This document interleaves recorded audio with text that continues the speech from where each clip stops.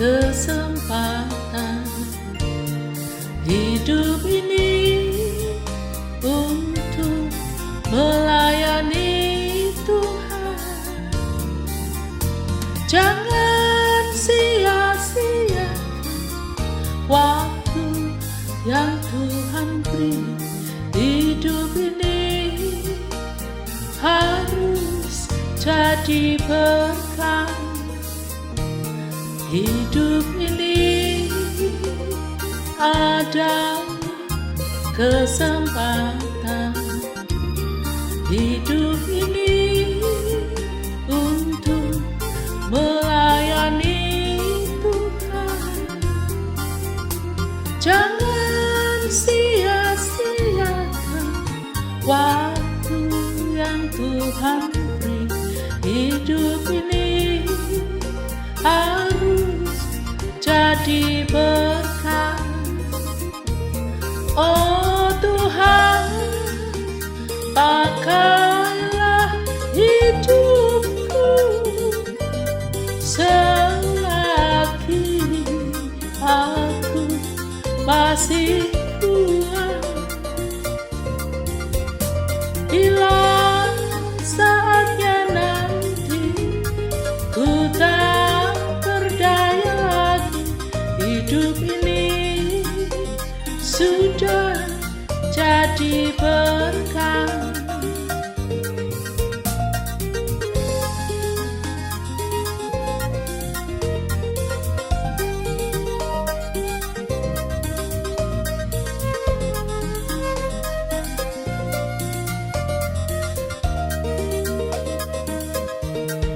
Living this life is a great opportunity. Living this life is only to serve the Lord of God. Do not squander the time that God has given us. Lord, make this life a blessing to many. Oh Lord, use my life as your will, while I am strong to do everything you ask me. When I can't do anything and you I'll be so glad my life become a blessing. Oh Tuhan, pakailah hidupku selagi aku masih kuat. Bila saatnya nanti ku tak berdaya lagi, hidup ini sudah jadi berkah. Bila saatnya nanti ku tak berdaya lagi, hidup ini sudah jadi berkah.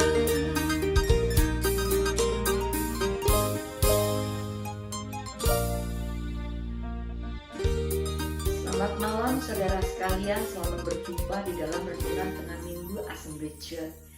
Mari kita berdoa sebelum kita belajar firman Tuhan bersama-sama. Bapa di surga, kami mengucap syukur atas segala sesuatu yang telah Kau lakukan bagi kami, sehingga kami menjadi sebagaimana kami ada sekarang.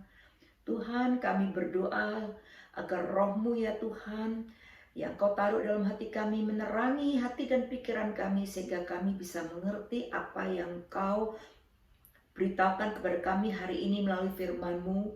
Jadikanlah firman-Mu rema bagi kami masing-masing yang mendengarnya ya Tuhan, dan juga hamba yang menyampaikannya, supaya kami ya Tuhan boleh berkenan hidup kami di hadapan-Mu, karena kami boleh melakukan apa yang menjadi rema bagi kami masing-masing.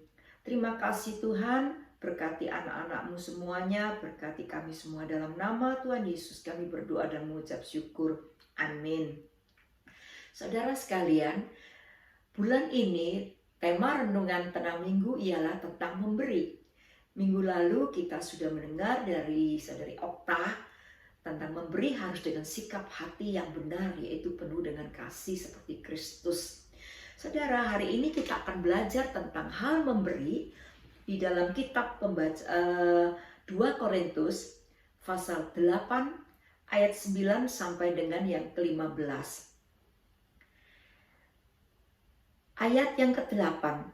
Karena kamu telah mengenal kasih karunia Tuhan kita Yesus Kristus, bahwa Ia yang oleh karena kamu menjadi miskin sekalipun Ia kaya, supaya kamu menjadi kaya oleh karena kemiskinannya. Inilah pendapatku tentang hal itu yang mungkin berfaedah bagimu.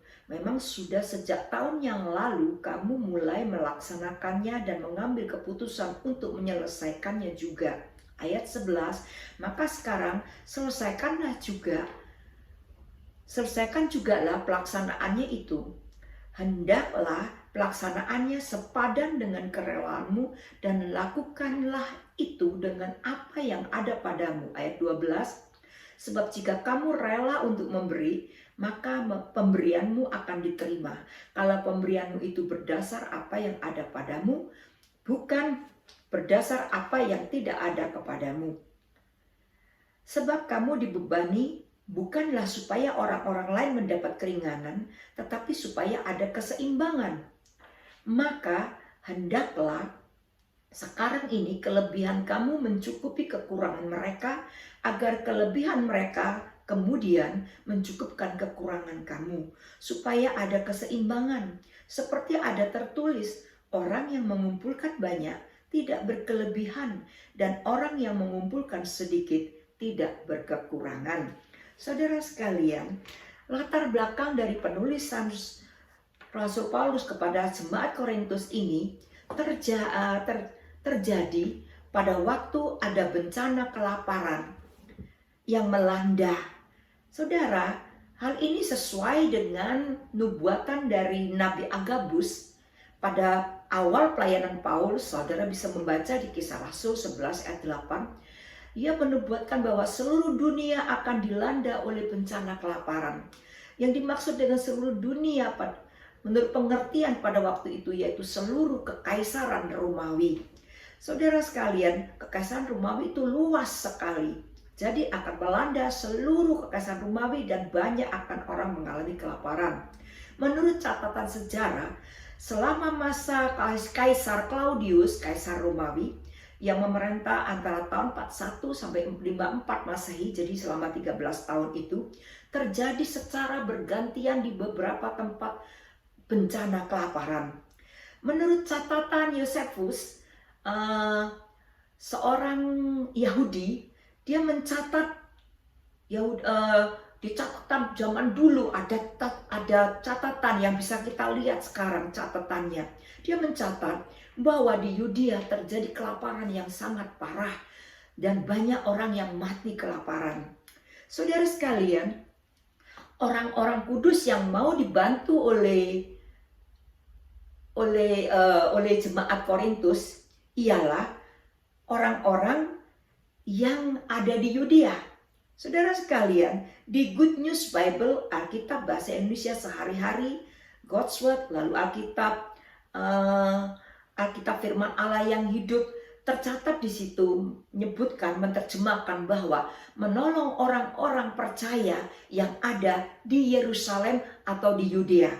Saudara sekalian, keadaan yang terjadi pada saat Rasul Paulus menulis surat ini kepada jemaat Korintus ialah bahwa orang-orang percaya di Yerusalem, di Yudea sedang dalam keadaan kelaparan. Jemaat Kristus yang ada di Yudea sedang mengalami kesusahan, kekurangan. Jemaat di Makedonia, hasil dari penginjilan Rasul Paulus, mereka hidup di dalam keadaan yang tidak baik juga, dalam keadaan dianiaya dan hidupnya pas-pasan. mereka mengumpulkan untuk sudah memberikan kepada jemaat di Yudea, di Yerusalem. Kemudian jemaat Korintus, mereka disebut oleh Rasul Paulus, kamu kaya dalam segala hal. Juga dalam materi, Korintus adalah kota yang makmur. Jadi waktu itu belum kelaparan belum ada pada mereka. Mereka masih hidup dalam keadaan yang cukup, bahkan lebih.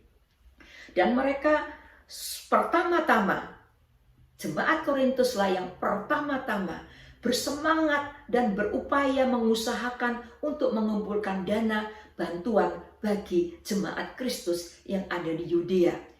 Saudara sekalian, ada beberapa hal yang akan kita renungkan mengenai memberi. Judul firman Tuhan hari ini saya kasih judul memberi bagi yang kekurangan. Ada beberapa hal yang perlu kita renungkan di dalam 2 Korintus pasal 8 tadi yang kita baca mengenai memberi bagi yang kekurangan. Yang pertama-tama ialah kita perlu meneladani Tuhan Yesus yang memberikan dirinya sendiri menjadi miskin untuk memperkaya kita. Ada di dalam ayat 9 bacaan yang tadi kita baca. Saudara sekalian, karena kasih Tuhan Yesus yang kaya itu rela menjadi miskin. Tuhan Yesus yang penuh dengan kemuliaan itu rela supaya Dia bisa menjadikan kita mulia. Tuhan yang dihormati di surga oleh malaikat, disembah oleh malaikat, rela turun ke bumi menjadi nggak punya status, orang yang nggak punya status, supaya kita ini yang bukan apa-apa dijadikan anak-anak Tuhan dan dipermuliakan. Tuhan Yesus karena kasih-Nya, Dia yang kaya, yang memiliki langit dan bumi, alam semesta, rela menjadi miskin secara materi. Dia lahir sebagai anak dari tukang kayu Yusuf yang miskin, lahir di kandang Bethlehem. Kemudian mereka dalam pelayanannya, Tuhan Yesus itu nggak punya duit banyak, nggak kaya saudara sekalian. Dia hidup menurut pimpinan Roh Kudus, hidup dari pemberian-pemberian orang. Dia hidup dalam iman kepada pemeliharaan Tuhan. Karena waktu dia dicoba, dia berkata manusia hidup bukan dari roti saja, melainkan dari setiap firman yang keluar dari mulut Allah. Oleh sebab itu saudara sekalian, Tuhan Yesus menjadi seperti orang yang gak punya apa-apa meskipun dia kaya. Dia karena kasihnya dia rela menjadikan dirinya miskin secara materi supaya bisa menjadikan kita memiliki kerajaan surga. Pada waktu seseorang datang kepada Tuhan berkata, aku ingin mengikut engkau kemana engkau pergi. Tuhan Yesus bilang, serigala punya liang, burung punya sarang. Tetapi aku ini anak manusia tidak punya kepala, tidak punya tempat untuk meletakkan kepalanya. Bahkan untuk tidur pun jadi masalah.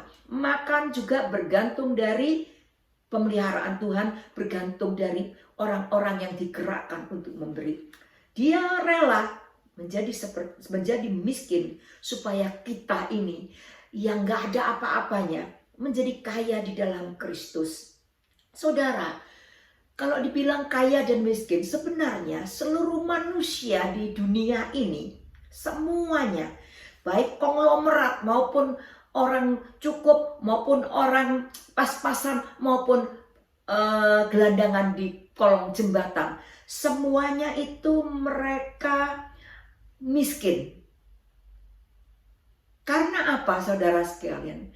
Karena di 1 Timotius pasal 6 ayat 7 dikatakan, sebab kita ini tidak membawa suatu apapun ke dalam dunia, dan kita pun tidak dapat membawa apa-apa keluar. Demikianlah kata 1 Timotius pasal 6 ayat 7. Kita lahir nggak bawa apa-apa, pulang nggak bawa apa-apa. Ada yang bilang, oh enggak, kita pakai pakaian yang bagus. Kalau orang yang kaya yang masih tahayul, mereka ngasih ini, naruh mutiara di hidungnya supaya awet, naruh harta benda. Ada yang bikin kuburan besar seperti Firaun, luar biasa gedenya, di dalamnya semua harta benda dimasukkan. saudara. Tapi orang yang mati itu nggak punya apa-apa. Akhirnya jangankan baju, kulit pakaian, kulit badannya aja hilang, saudara sekalian. Sekalipun dia begitu hebat, bintang film yang cantik bagaimanapun juga, akhirnya pulang dengan nggak bawa apa-apa, tinggal tengkorak saja, saudara. Jadi telanjang keluar, datangnya pergi juga telanjang, cuma tengkorak. Oleh sebab itu saudara sekalian, semua kita ini ada miskin. Tapi Tuhan Yesus rela, yang kaya itu rela menjadi miskin. Supaya kita ini diperkaya, menjadi anak-anak Allah. Roma pasal 8 ayat 17 dikatakan bahwa jika kita adalah anak Allah, maka kita juga adalah ahli waris. Maksudnya orang-orang yang berhak menerima janji-janji Allah yang akan menerimanya bersama-sama dengan Kristus, yaitu jika kita menderita bersama-sama dengan Kristus, supaya kita juga dimuliakan bersama-sama dengan Dia. Memiliki segala janji Allah, memilih sesuatu. Allah punya apa? Kita dikasih warisannya. 1 Korintus 3 ayat 21b dikatakan bahwa warisan segala itu adalah milik Allah yang diberikan kepada kita. Segala sesuatu adalah milik kita. Punya apa yang menjadi milik Tuhan, milik Bapa, itu diberikan kepada Tuhan. Dan kita bersama-sama dengan Yesus mewarisi semuanya itu. Jadi luar biasa saudara sekalian. Malaikat yang mulia itu menjadi pelayannya kita. Diutus oleh Tuhan untuk menjaga kita. Keluar masuk kita dijagai oleh malaikatnya, dilindungi oleh malaikatnya. Luar biasa. Tuhan karena kasihnya rela menjadi miskin supaya kita menjadi kaya. Oleh sebab itu saudara sekalian, marilah kita meneladani Tuhan Yesus dalam memberi, mau berkorban untuk memberi dengan berdasarkan kasih Kristus seperti saudari Okta minggu lalu sebutkan. Kemudian hal kedua yang perlu kita pelajari ialah saudara sekalian, bahwa kita memberi dengan rela dan tidak bersungut-sungut. Saudara, jemaat Kristus yang pertama-tama tadi tergerak hatinya untuk memberi, mereka mengusahakannya, mengupayakannya, tapi sudah sampai 1 tahun belum juga dikirim, saudara sekalian. Oleh sebab itu Rasul Paulus mengingatkan mereka, jangan merasa dibebani. Jangan merasa dibebani oleh jemaat yang sedang kelaparan di Yudea. Jangan bersungut-sungut, jangan merasa berat, tetapi berikanlah dengan sukacita pemberian yang sudah direncanakan itu. Kalau mereka memberikan dengan sukacita, tidak bersungut-sungut, tidak merasa dibebani ngomel-ngomel, tapi memberi dengan rela dan sukacita dan kasih, maka kata Rasul Paulus, maka pemberiannya itu diterima oleh Tuhan, berkenan kepada Tuhan. Saudara sekalian, memberi dengan rela, dan kita perlu memberi dengan rela dan tidak usah merasa dibebani. Mengapa? Karena pertama-tama saudara sekalian, karena yang kita beri itu sepadan dengan kerelaan kita. Jadi nggak ada yang maksa saudara. Kemudian sepadan dengan apa yang ada pada kita. Di 2 Korintus pasal 8 tadi kita baca di ayat 11. Jadi kita nggak perlu merasa beban,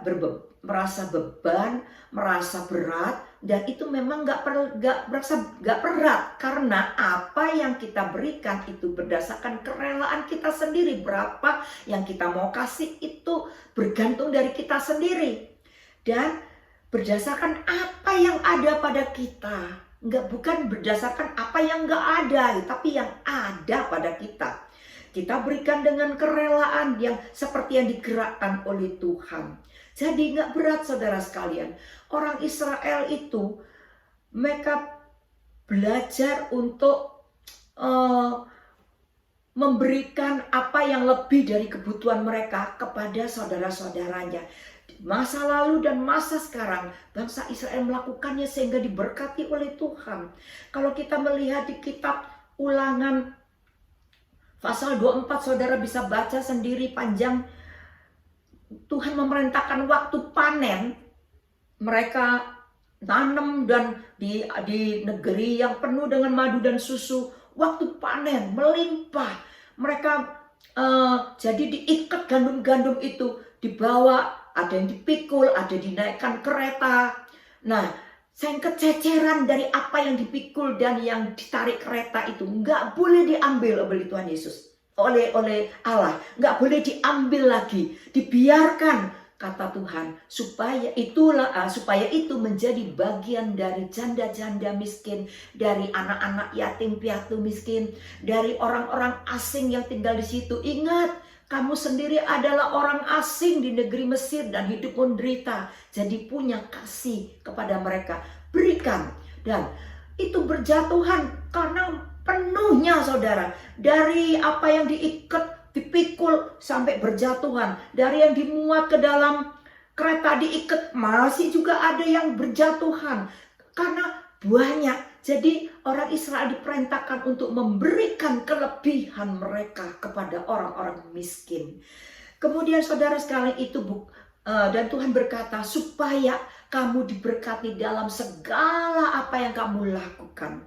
Dan bangsa Israel memang diberkati. Sampai sekarang mereka masih tetap melakukan. Ada sebuah keluarga, suaminya meninggal, suaminya orang Yahudi, saudara sekalian. Jadi tinggal janda dan anaknya yang masih kecil, seorang anak. Mereka, orang Yahudi di Sydney ini, mereka mengumpulkan uang untuk membelikan rumah. Mereka masih taat melakukannya semuanya itu, sehingga mereka diberkati. Nggak heran orang Yahudi itu banyak diberkati Tuhan. Oleh sebab itu saudara sekalian, kita nggak perlu bersungut-sungut, nggak perlu merasa bebani. Sebentar-sebentar pendeta bilang sumbangan. Saudara, nggak perlu merasa berat karena berdasarkan kerelaan kita. Nggak rela kita nggak usah ngomel, diem saja. Nggak usah menjatuhkan iman, nggak usah melemahkan iman dari orang-orang yang mau memberi, yang tergerak memberi. Kita nggak punya, ya diem saja. Berdoa sama Tuhan, minta, nanti Tuhan kasih. Saudara, kita memberi berdasarkan apa yang ada pada kita. Kenapa kita harus susah? Apa yang lebih pada kita rela kasih. Sudah, itu masalahnya. Jadi itu yang diminta oleh Tuhan. Apa yang kita dapatkan dari 2 Korintus pasal 8 yang kita baca tadi. Kemudian saudara sekalian,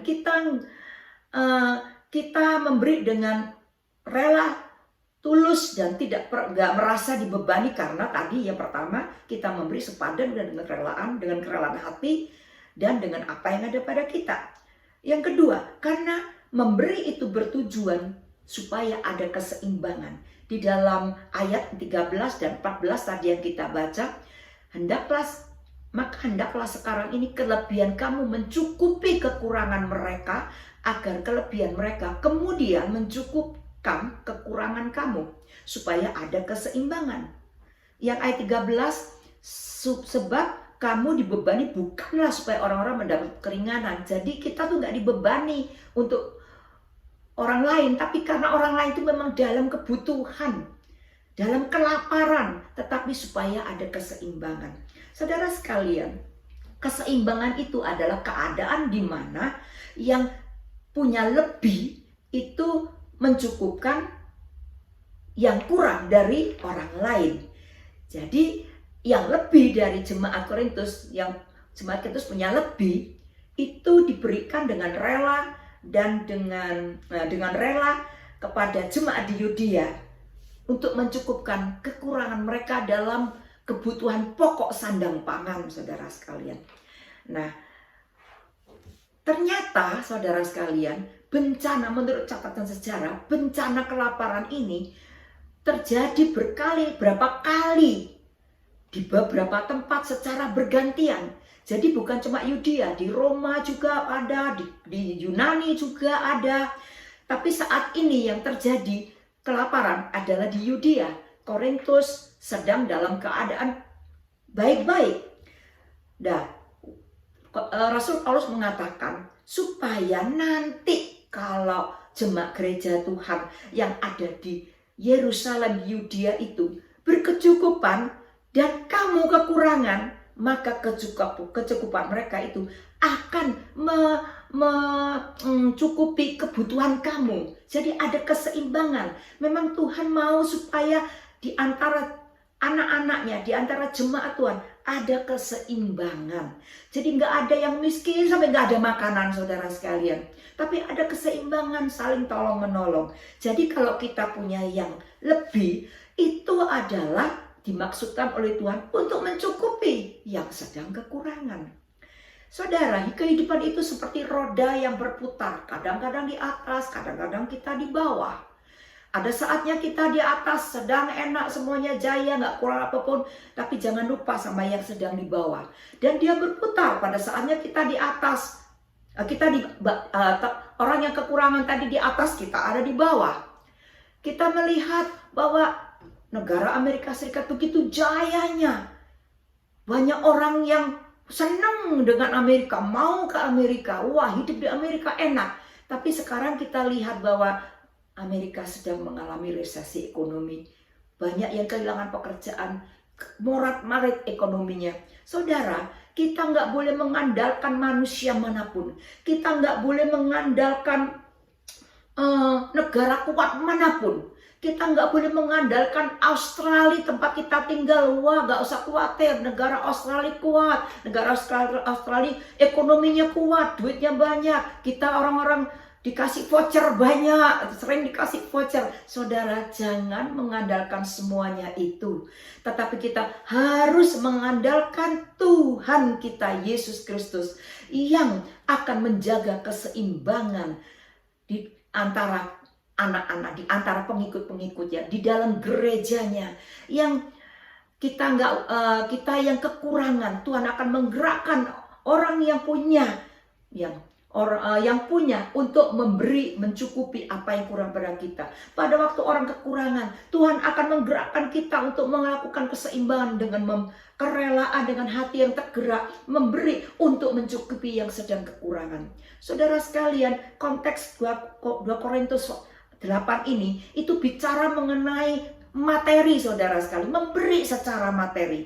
Jadi kita bicara di sini itu tentang materi. Saudara, kita nggak perlu merasa berat dengan materi yang kita punya, sebagian di-share kepada orang lain.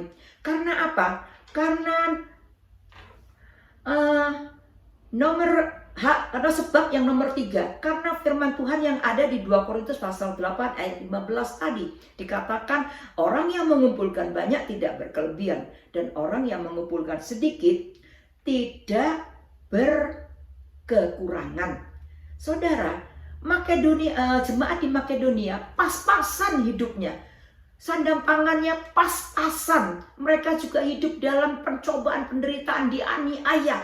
Tapi mereka ingat jemaat Kristus, saudara-saudara mereka di dalam Kristus yang sedang kekurangan. Mereka ambil dari apa yang mereka punya, sebagian di-share kepada mereka. Dan mereka tidak kekurangan, berkecukupan. Mereka tidak sampai kelaparan, jemaat Makedonia, karena memberi. Tapi Tuhan memberkati mereka. Jemaat Korintus sudah 1 tahun ditunda pemberian itu. Nggak dikasih-kasih. Saudara, dengan tidak memberi itu, jemaat Korintus tidak akan bertambah kaya. Saudara sekalian, bertambah kaya seseorang, bertambah kaya, bertambah juga pengeluaran. Coba saudara perhatikan, orang-orang kaya pusing, mereka susah, khawatirnya banyak, pengeluaran gede. Nanti kalau tidak dapat sekian, gimana menutupi pengeluaran? Terus duitnya ngumpulin banyak, bisa ngumpulin, taruh mana? Banyak perampok sekarang, taruh di bank, takut banknya bangkrut, jadi susah, saudara sekalian. Jadi oleh sebab itu, biarlah baik yang kekurangan maupun yang kelebihan, baik yang kaya maupun yang miskin, anak-anak Tuhan tidak bergantung dari kekayaannya dan tidak stuck karena kekurangannya, tetapi masing-masing berharap kepada Tuhan, masing-masing menyerahkan semuanya itu ke dalam tangan Tuhan, menyerahkan kekayaannya kepada Tuhan, semuanya dari Tuhan, untuk Tuhan. Untuk Tuhan itu berarti melakukan apa yang Tuhan mau. Tuhan berkata, waktu seseorang itu, waktu kamu memberi minum secangkir air saja kepada orang milik Tuhan, itu memberi aku. Jadi waktu kita memberi untuk menjaga keseimbangan, untuk memberi kekurangan, supaya Tuhan mengadakan keseimbangan, kita itu sedang memberi Tuhan, loh saudara sekalian, sedang melayani Tuhan Yesus. Oleh sebab itu, punya sedikit, punya banyak, punya harta banyak, punya duit pas-pasan. Kalau bisa kasih, kasihlah. Karena yang kita berikan itu memang hal yang tidak kekal. Semuanya kan hilang sirna, saudara sekalian. Tetapi yang kita beri itu akan Tuhan ubahkan untuk memiliki arti yang kekal. Untuk yang kita berikan dengan kasih dan rela dan sukacita itu akan bernilai kekal bagi orang-orang yang menerimanya. Dan akan bernilai kekal di dalam hati Tuhan. Akan terukir di hati Tuhan selamanya apa yang kita perbuat. Saudara sekalian, biarlah pada malam ini, renungan ini boleh membuat kita semakin sadar untuk memberi kepada yang kekurangan. Apa yang kita punya, yang kita lebih, itu dimaksudkan Tuhan untuk mencukupi orang yang kekurangan, supaya ada keseimbangan di dalam keluarga Allah, di antara anak-anak Tuhan, supaya saudara dan saya semuanya diberkati. Haleluya. Mari kita berdoa bersama-sama. Tuhan, kami mengucap syukur Tuhan untuk beberapa kebenaran yang Kau berikan kepada kami. Karena apa yang kami berikan ya Tuhan, Engkau yang menggerakkan, Engkau yang memberikan kepada kami lebih dahulu, Engkau yang menggerakkan. Oleh sebab itu kami mau belajar dengan rela memberikan ya Tuhan, dan sukacita dan dengan kasih ya Tuhan. Karena apa yang kami berikan itu Tuhan bukan suatu kebanggaan bagi diri kami, tetapi Engkau maksudkan untuk menjaga keseimbangan ya Tuhan. Terima kasih Tuhan, terima kasih. Karena kami ini bukan apa-apa kalau kami memberi Tuhan. Pemberian kami tidak ada artinya dibandingkan dengan pemberian-Mu, yaitu diri-Mu sendiri bagi kami semua. Terima kasih Bapa, biarlah hati kami dipenuhi dengan hati yang penuh dengan kemurahan, penuh dengan kasih karunia Tuhan bagi saudara-saudara seiman kita. Terima kasih juga bagi orang lain yang belum percaya, supaya melaluinya mereka boleh datang karena melihat kasih Kristus yang terpancar dari kehidupan kami. Terima kasih Tuhan, dalam nama Tuhan Yesus kami berdoa dan mengucap syukur. Amin. Selamat malam saudara sekalian, Tuhan memberkati. Haleluya. Living this life is a great opportunity. Living this life is only to serve the Lord of God. Do not squander the time that God has given us. Lord, make this life a blessing to many. Oh Lord, use my life as you will, while I am strong to do everything you ask me.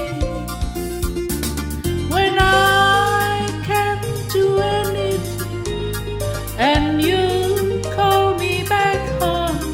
I'll be so glad my life's become a blessing. Oh Tuhan, pakailah hidupku selagi aku masih kuat. Bila saatnya nanti ku tak berdaya lagi, hidup ini sudah jadi berkah. Bila saatnya nanti ku tak berdaya lagi, hidup ini sudah jadi berkah.